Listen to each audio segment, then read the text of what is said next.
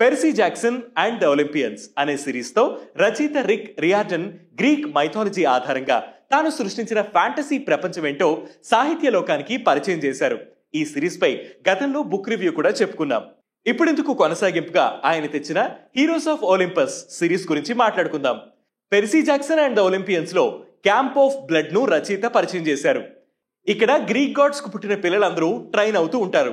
ఇప్పుడు ఈ heroes of Olympus series లో మరో ప్రపంచం పరిచయం అవుతుంది. అదే రోమన్ల ప్రపంచం. గ్రీకులు రోమన్లు బద్ధ శత్రువులు.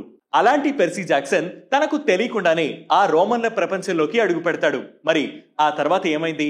ఇంతకీ ఆ రోమన్ క్యాంప్ ఎవరిది? పెర్సీ జాక్సన్ ను అక్కడకు రప్పించింది ఎవరు అనేది తెలియాలంటే ఈ సిరీస్ చదవాల్సిందే. ముందు సిరీస్ కంటే ఇంట్రెస్టింగ్ రోల్స్ అండ్ ఎమోషన్స్ తో రచయిత ఈ సిరీస్ లో తీర్చిదిద్దారు. ఇది ఇంగ్లీష్ నవల్స్ లో one of the best series గా నిలిచింది.